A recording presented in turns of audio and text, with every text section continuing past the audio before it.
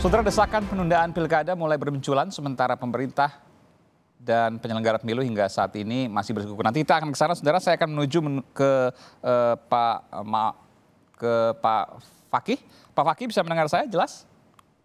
Iya, Mas. Iya, Pak Fakih, apa yang kemudian Anda dapatkan informasi dari Kemendikbud? Apa yang kemudian Anda sampaikan? Apakah kemudian Anda mendapatkan draft kajian internal dari Kemendikbud yang mungkin akan Anda komentari? Iya, jadi informasi-informasi itu cenderung bukan di Komisi 10 ya. Jadi informasi itu berseliweran di luar. Ya. Ini saya kira budaya tidak begitu baik ya. Jadi kebijakan publik itu Kan keterbukaan, Pak. Keterbukaan kan kemudian untuk kemudian bisa disampaikan. Kalau memang itu kajiannya tinggal disampaikan itu kajian. Dan itu penting juga kemudian untuk menyampaikan pendapat-pendapat di tengah masyarakat. Jangan-jangan nanti kalau seandainya tidak tersampaikan seperti ini tiba-tiba ketok palu selesai, ributnya belakangan. Iya, begini. Jadi ini belum apa-apa udah ribut dan kemudian akhirnya terus-menerus seperti itu kan. Tiba-tiba mau ada informasi bahwa pelajaran pendidikan agama mau digabung atau mau dihilangkan. Ya reaksinya keras sekali dari asosiasi guru agama misalnya begitu. Kemudian ternyata diklarifikasi bahwa itu adalah FGD gitu. Nah, kalau memang itu masih internal, ya jangan dipublikasikan. Okay. Kalau mau dipublikasikan, ya berarti ada porsinya apa. Jadi dalam rangka apa? Karena ya harus seperti membuat dokumen perencanaan pembangunan. Itu semuanya nanti urutannya ke bawah juga seperti itu. Dokumen perencanaan pembangunan itu ya semuanya ada ide dari atas, ada top. Jadi yang Pak Fikri dapatkan apa? Ini belum sama sekali, masih mentah, nggak perlu dibahas begitu? Kita sudah menuntut. Jadi yang kita tuntut itu bukan kurikulum. Ya. Yang kita tuntut itu adalah grand design pendidikan nasional. Jadi rencana induk pendidikan nasional. Kita sudah punya sistem pendidikan nasional. Ya. Itu sajalah kita sahkan saja itu Undang-Undang 20/2003 itu yang nanti akan direvisi. Itu menjadi sistem. Oke, kita sudah punya sistem pendidikan nasional. Tetapi dari dulu sektor lain seperti pariwisata itu ada rencana induk pariwisata. Bahkan ekonomi kreatif baru muncul. Sekarang dituntut untuk membuat rencana induk pembangunan atau pengembangan ekonomi kreatif. Pendidikan itu sejak berdirinya negara ini, salah satu fungsinya adalah mencerdaskan kehidupan bangsa. Tetapi belum punya rencana induk, grand design, blueprint. Kan Undang-Undang Sisdiknas yang 2003 sudah ada, Pak. Itu kan cukup kompleks. Iya, tapi sebutannya namanya sistem pendidikan nasional. Sistem pendidikan nasional. Jadi grand design-nya, kemudian roadmap-nya seperti apa, itu juga perlu diperbarui, perlu disempurnakan. Belum. Nah, oleh karenanya yang terjadi adalah setiap ada pergantian kekuasaan, maka ganti kebijakan tentang pendidikan. Bahkan ada PMO yang mengatakan ganti menteri, ganti kurikulum. Begitu terus. Ini kan tidak baik. Oleh karena yang kita tuntut adalah sesungguhnya perencanaan skala besarnya seperti apa, kemudian kita akan menuju kemana. Jadi misalnya yang sudah didapatkan oleh DPR apa, Pak? Yang sekarang ini yang ada itu ngeteng, Mas. Ngeteng, jadi eceran. Jadi Merdeka Belajar, kemudian Kampus Merdeka, terus. Jadi mestinya ini dibuat saja dulu semuanya, bikinlah tim dan sebagainya, kemudian dengan mekanisme sesuai dengan sistem perencanaan pembangunan nasional yang baik, sehingga tidak ribut terus. Ini cenderungnya seperti gaduh. Saya langsung ke Pak Maman kalau gitu. Baik, saya langsung ke Pak Maman. Iya, Pak Maman, ini masukan dari Pak Fikri, ini bahwa belum ada grand design. Ini ngeteng satu persatu. Akhirnya ribut tapi juga nggak jadi-jadi juga. Foto besarnya, helikopter view-nya, blueprint-nya nggak jelas. Pak Maman? Oh iya, jadi terkait dengan itu, kebetulan terakhir saya ikut dengan rapat dengan DPR waktu itu ya Pak, via Zoom kalau saya tidak salah dengan Komisi 10. Jadi memang sempat disinggung tentang itu. Dan mungkin dalam pengetahuan saya dalam proses ini sedang dikembangkan mungkin oleh Kemendikbud oleh bagian yang lain saya kira ya di situ. Dan kurikulum tentunya salah satu bagian yang besar di sana ya. Terima kasih Pak Fakih. Jadi memang belum Pak, saya konfirmasi Pak, memang grand design-nya belum ada sama sekali? Mohon maaf, saya mungkin bukan dalam kapasitas menjawab itu Pak. Mungkin ada bagian lain dari Kemendikbud yang lebih tepat untuk menjawab itu. Saya ke Pak Fikri deh, grand design-nya belum ada sama sekali Pak? Tidak ada. Oke, tidak ada grand design, tidak ada rencana induk pendidikan, sehingga begini.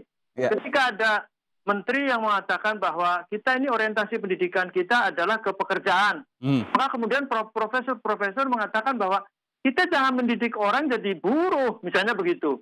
Padahal orientasi pendidikan kita itu bisa akademik, vokasi, bisa profesi, atau blended, atau proporsinya mau berapa persen. Itu harus ada rencana induknya yang jelas. Jadi nggak hanya satu. Tidak hanya menghilangkan gap untuk pekerjaan, jadi seolah-olah semua pendidikan hanya untuk menjadi pekerja atau buruh. Iya, tidak hanya untuk buruh, tetapi juga bisa jadi untuk jadi ilmuwan, bisa jadi orang profesional dan sebagainya. Jadi bahkan pengusaha. Ini mesti dirumuskan. Jadi mesti dirumuskan dengan baik. Kiblat boleh. Kiblat ke Jerman misalnya, orang sampai presiden sampai ke sana 2 kali dan sebagainya. Kemudian penguatan link and match dan seterusnya di sana bukan tidak baik, ini bagus. Tetapi kemudian jangan kayak orang sepak bola itu nggak punya gawang. Sepak bola kan harus ada gawangnya ini, gawang ada golnya, gol ke sana kemana ke sini, muter-muter nggak jelas. Jadi tentukan saja blueprintnya, jadi grand design-nya. Rencana induk pendidikan. Ini yang kemudian kita tunggu sesungguhnya. Tetapi kemudian munculnya ngeteng tadi. Merdeka Belajar, Kampus Merdeka, dan seterusnya. Jadi ini yang... Silakan. Ini kita juga kadang-kadang kaget-kaget tiba-tiba. Ini apa benar ini? Nggak benar ini kalau pendidikan agama kemudian dihilangkan. Wah, berapa orang nanti kita akan digeruduk semua. Ternyata diklarifikasi tidak akan dihilangkan. Kemudian sekarang juga begitu. Sejarah juga begitu. Tiba-tiba ini sumbernya dari mana? Ternyata dari FGD. Kenapa FGD kemudian rame? FGD ya FGD aja kan. Tapi kemudian ini berarti kan bukan rencana serius. Ini hanya FGD, ini hanya wacana dan sebagainya. Lantas mau seperti apa? Ya, jadi oleh karenanya kalau saya sih luruskan saja sistem perencanaan pembangunan kita itu ada top down, itu sah. Kemudian bottom up harus dilaksanakan. Kemudian ada partisipasi. Kemudian politik. Jadi jangan anggap kemudian DPR mah citranya buruk apa segala macam nggak bisa. Satu orang itu bisa mewakili 100.000 dan sebagainya, sehingga ini harus dilaksanakan. Jadi ada bottom up, ada top down, ada partisipasi. Jangan ada elemen masyarakat yang ditinggal, ada politik dan ada teknokratik yang terakhir. Nah, jangan hanya top down dan kemudian teknokratik. Tapi kan mitra, Pak. Menteri kan mitra. Kalau menterinya tidak seperti itu, kementerian tidak seperti itu, jangan-jangan DPR-nya juga nggak keras untuk menyuarakan. DPR-nya nggak keras untuk mendorong. Ini kurang keras apa ini kayak gini nih? Pak Maman sendirian atau kemudian nanti ada fraksi-fraksi yang lain, kemudian juga disuarakan sama ketika rapat-rapat? Enggak sama kok. Saya sudah memimpin panja berapa kali, saya panja evaluasi. Jadi nggak pernah didengar kan judulnya? SNP dan sebagainya. Sampai udah ngomong keras-keras tapi nggak terjadi. Iya, artinya memang kemudian terbentur dengan pergantian kabinet. Kemudian struktur baru, ada restrukturisasi, ada penggabungan dari tadinya Ristek Dikti ke Mendikbud jadi satu lagi, tadinya bercerai menjadi 7 lagi, itu perlu penyesuaian dan sebagainya. Memang ada alasan, ada konsideran yang kemudian ini adjustment, ini memang penyesuaian. Tetapi saya kira kalau kemudian langkah-langkah ini rapi, menurut saya tidak akan banyak mendapatkan respon yang negatif dari masyarakat dan keras begitu rupa. Diketahui bahwa pendidikan itu menyangkut 68 juta siswa dan mahasiswa. Ya. Orang tuanya ada minimal 2, berarti 3 kali lipat kan 200 juta.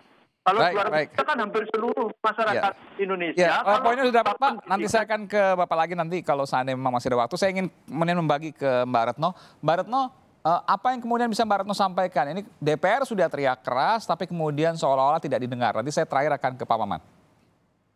Ya, pertama ya ini ya, saya juga melihat bahwa yang tadi Pak Fakih katakan memang grand design itu tidak, selama ini memang tidak ada gitu ya. Tetapi kalau terkait penyederhanaan kurikulum, barangkali ini karena masa pandemi gitu ya, sehingga memang mesti disederhanakan dan kita tidak tahu juga masa pandemi ini sampai kapan. Mungkin ini dalam kondisi yang memang darurat gitu ya. Kemudian ada upaya-upaya penyederhanaan. Kalau memang niatnya meringankan guru, meringankan anak dan orang tua, tentu sesuatu yang didukung. Walau KPAI juga sepakat dengan tadi ya Komisi 10 DPR RI bahwa ya harusnya punya grand design sehingga jelas goalnya kemana gitu ya. Tetapi kalau terkait dengan penyederhanaan kurikulum, misalnya kita membahas malam ini tentang sejarah, kami mendukung gitu agar ada perbaikan karena